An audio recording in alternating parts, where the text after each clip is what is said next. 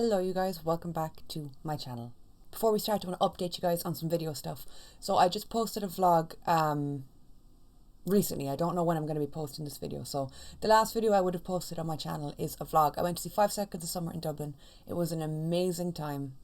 And I vlogged a lot of it and put the vlog up. So if you haven't seen that yet, be sure to go check that out. It was weird getting back out into the world again and having fun.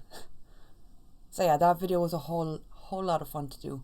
And also next week I have a Walking Dead themed video going out that I am super excited for. You guys are going to really love it. Hang on. I forgot that when I'm wearing white I need to turn down my recording light because I reflect. I'm too pale. So yeah, next week I have another chat video going up with somebody who gave such cool, insightful, behind the scenes stories. Super awesome person. I'm so excited to post it. So yeah, that's going to be going up I think next Tuesday. So I'm going to post that once everyone has had the chance to see the mid-season finale, because you know, like with the AMC premiere thing, some people have already seen it, some people haven't seen the mid-season finale I'm talking about. So I don't want to post a fun chat interview and then have people yelling at me that there's spoilers, because there is always the few.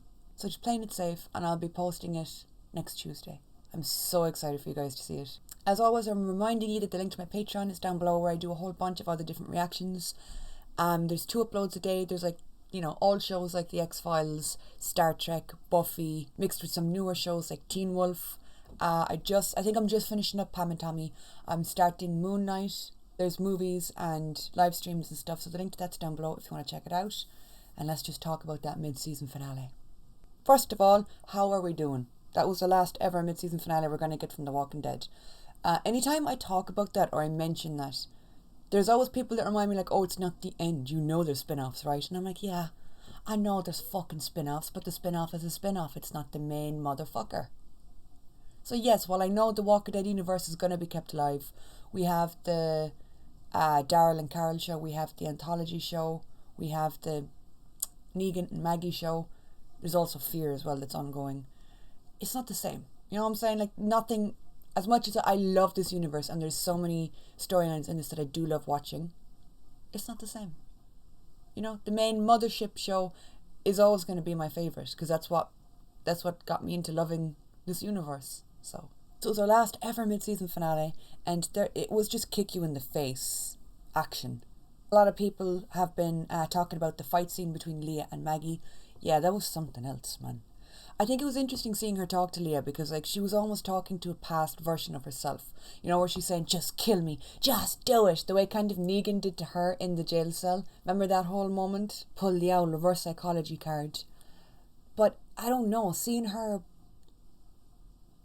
talk to her and then be like, it's not going to do anything for you, you know what I'm saying? It's not going to give you what you want. I think Maggie could see that Leah was just like blinded with rage, so hateful and spiteful, because she was acting pure out of emotion. You know, it's understandable why she was acting the way she was, why Leah thought the way that she did. Not saying she was right, but I can understand where her mindset came from.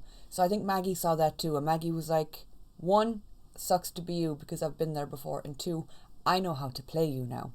So that was fun, and the fight between the two of them in that little cabin was aggressive. I think Daryl having the final say and killing her made sense, because she came into the show with Daryl, like she was introduced into the show via Daryl's storyline. So yeah, I like that he kind of got the last say, and because he let her go as well, when he was like, yeah, get out, go on, and whatever, see ya.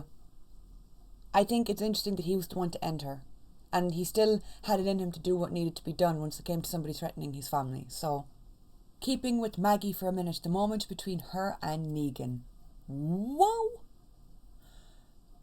Again, you know, in the show there has been such a big time jump. There's been so many years that have passed since the lineup, and I always say, like, I can see people being on both sides of the fence. I can see people being like, just get over it, Maggie. Oh my God, move on. And in a way, it's like, yeah, because the same storyline rehashed over and over again gets repetitive. But at the same time, let's pretend that this is real life. Pretend that Maggie's a real person. Put yourself in her shoes. Some motherfucker killed her husband. She's never going to forgive him. She's never going to want to work with him. So seeing her have that moment with Negan in the woods where she like said, you know, I trust you with my kid. That is the biggest compliment you can give a person. regardless of who they are to you, saying like, I trust my child's life with you.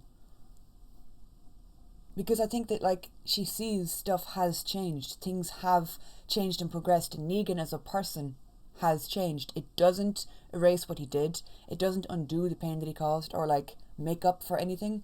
But he isn't the same person that he was when we met him. It's just, yeah, I found that really interesting, seeing her like extend that level of trust to him, because realistically she's like, I can hate you, but I can still know that you're a capable person. Which makes sense. And you can really see them setting up for the Negan and Maggie spin-off, which again, still don't know how that's gonna work. It is what it is, you know, it's gonna be a talking point, definitely. But what's really confusing me is I'm seeing a bunch of people shipping Negan and Maggie. Now, I am very much in the mindset of, it's a TV show, it's make-believe, you can read into what you want, you can pull things out of thin air and go with it. Something doesn't need to be canon for you to like believe in it, I guess. But at the same time, I thought people that shipped Negan and Maggie were just trolling to get, I don't know, to get interaction, to get likes, to get responses. No, there's really people out there that ship them, and I'm like, well, okay, that's just fucking weird, man. And again, I don't like telling people what to think about a show, but that is just fucking weird. Whatever about her like growing and adapting alongside with Negan, and the two of them changing, because like as you age, as you get older, as you gain experience, your outlook on everything changes. Not saying she's ever going to forgive him for Glenn, but like that she could see, well, you know, you've protected my kid before and I know you'll do it again, so at least I can count on you to do that. Having the mentality to not put the past to rest, just put it to the side while you do what needs to be done. I totally get that. But people shipping them? Really? I don't even see how that would work. They'd be in the middle of some freaky deaky. They'd finish. 5 minutes later, Negan would just sign, like, well, back to it. Maggie just fucking gets set off and smacks him across the head. You know that's the thing I'm sensitive about. Tension building this episode was really something else. The locusts, which yes, I know that's what they are now. The amount of people are telling me they're bees. Those are bees. Did you know that those are bees? Fuck, I fucked that up. Did you know that the bees are actually locusts? They're not bees. It's like, yeah, you know what? After reading that comment for like the 18th time, I think it set in. Maybe they're not bees. But I did love the theme that was going with. You had the whole kind of biblical vibe coming into it, and it was just weird and it was unsettling, and it was sound mixed with like the actual swarm itself. And then when you had Leah coming out of the house that was on fire with the locust just coming along behind her, visually that was something else. Yeah, Oceanside being captured and then having the flags put up everywhere just really sent me into feral mode. Because like, I don't know, I think you've seen 11 seasons of our group change, progress and whatever, and then put down roots and then kind of splinter off kind of from each other, go to different little communities, put down roots there, get used to living there, and then you see some motherfucker with a little coin come on in and put their flag all over everything. Yeah, someone said it's Hornsby and Sebastian that need to be taken out because they're what's wrong with the Commonwealth. Yeah, like, Pam is just a really fucking weird leader. I feel like she's just a little bit oblivious to shit that's going on, and it's like, well, that in itself makes you a shit leader. If you're going to be that removed from reality and that out of the loop, you're not fit to be leader. You know what I mean? She walks around in a little pencil skirt talking about, like, we need to put all of our earnings back into the party because, you know, we do it every year. How delusional can you be to not see what's going on around you? I know she's kind of hinted with Hornsby.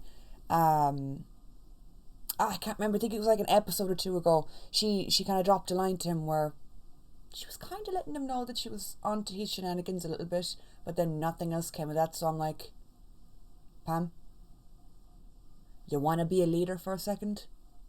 Lead. So yeah, completely agree about Sebastian and Hornsby being the two that just need to be fucked away. Out of it. We had the little mini meeting as well with who was in that scene? It was Kelly, Connie. I know Ezekiel walked in the middle.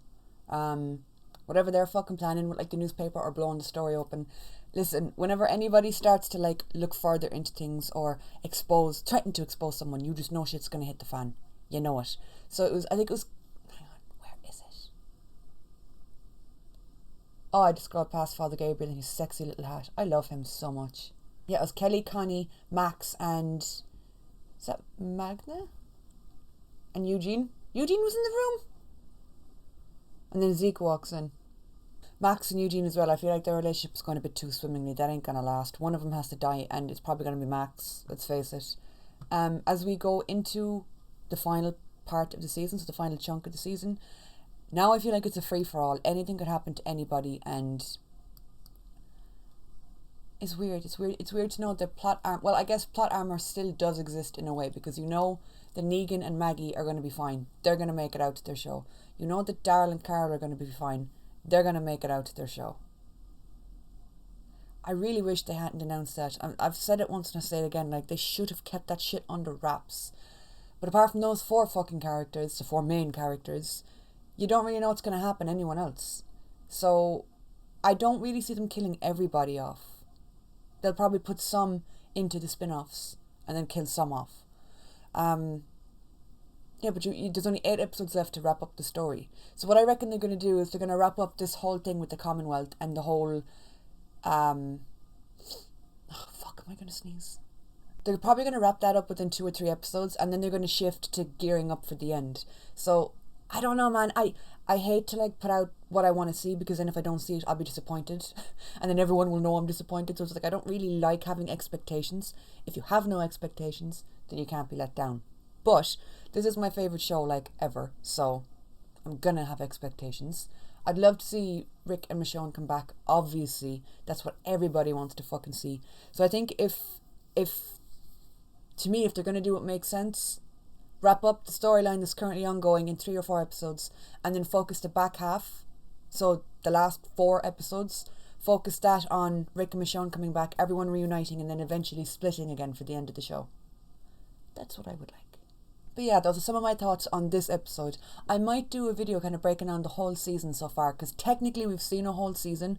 We've had 16 episodes, which should be the full season, but we're getting the extra 8 ones in part C. So yeah, I might do a chat kind of breaking down stuff like that. I might take some questions from comment sections and Twitter and stuff like that. But for now, that's it.